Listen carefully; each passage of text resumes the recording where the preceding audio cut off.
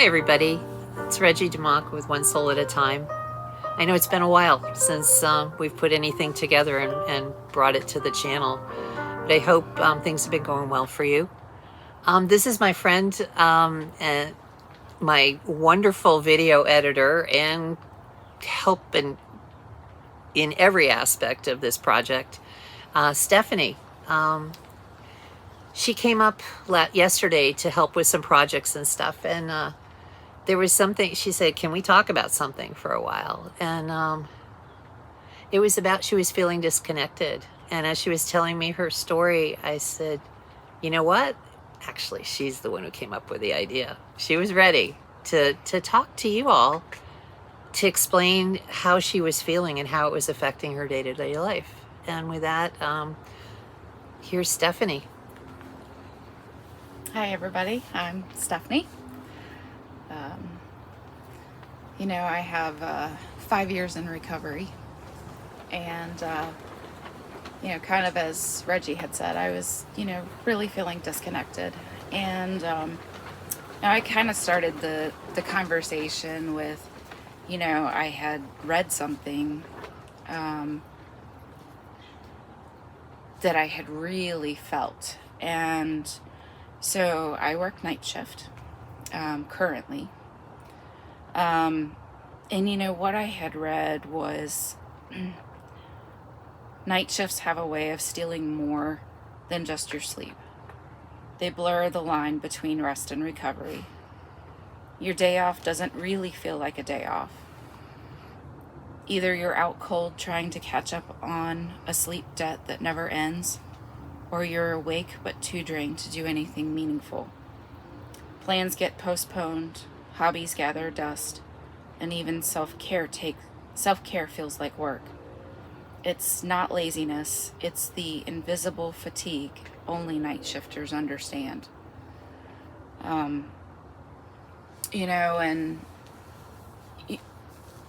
I was feeling the disconnect. I was feeling the, getting on meetings or being at meetings and, just being so exhausted that I'd either want to fall asleep or have that like Charlie Brown womp womp womp in the background and not really being able to hear, what was going on.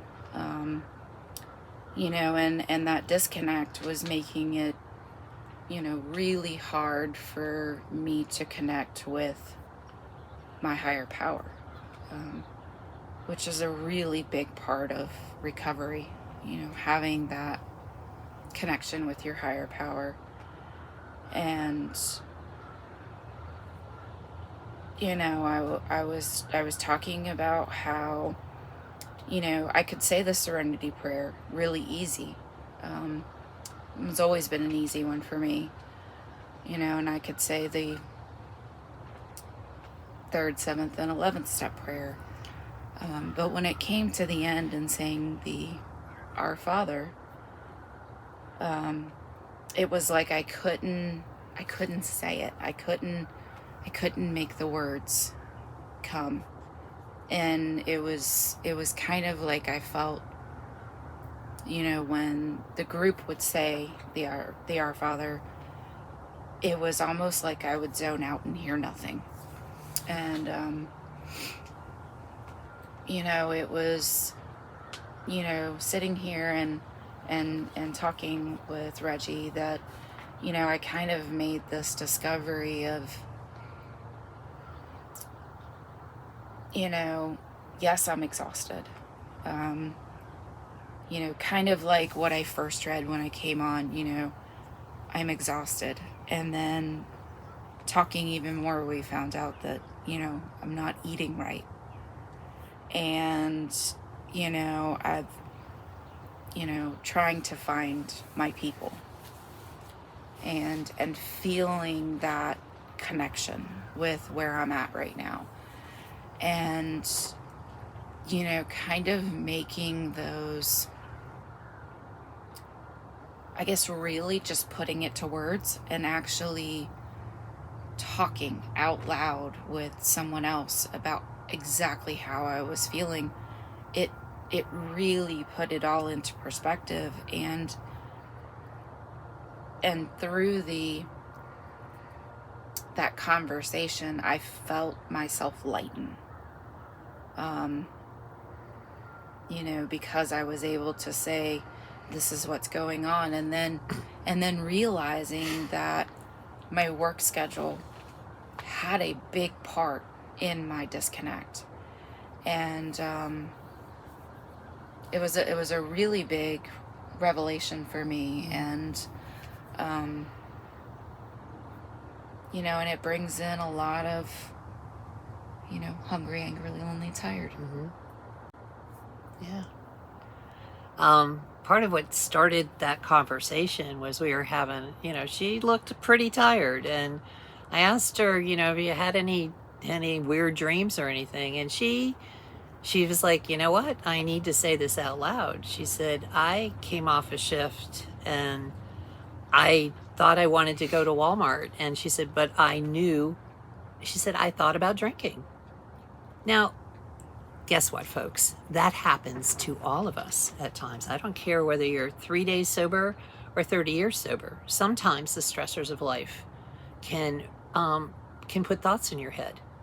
But when we started to talk and break it down, that's where the conversation of, okay, when did you eat?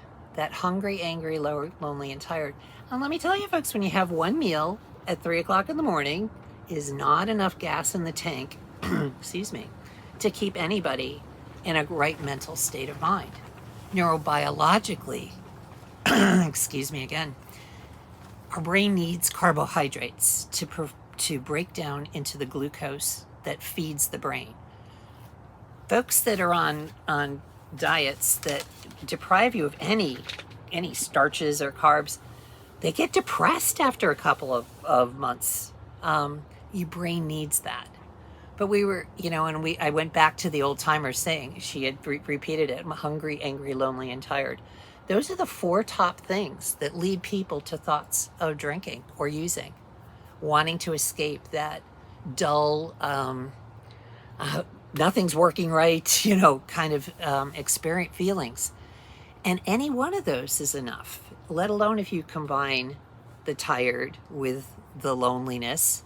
When you're working third shift, it's really hard to really connect with the rest of the world. Like what she had read before, you're either trying to catch up, and our bodies are just not wired. When you have, I've talked about it in other videos, but our limbic systems are wired differently. Our emotions, our emotional regulation is off to begin with, let alone when your physical state of health is being depleted.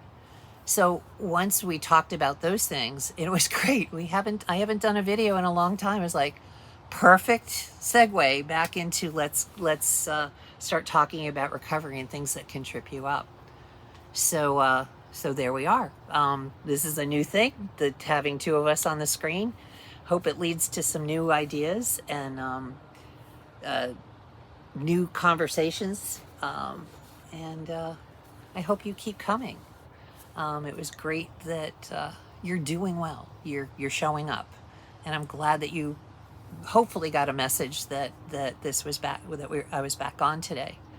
I still encourage you to go to the website, onesoulatime.live, and hopefully purchase the book with its meditation cards, because man, they're fun.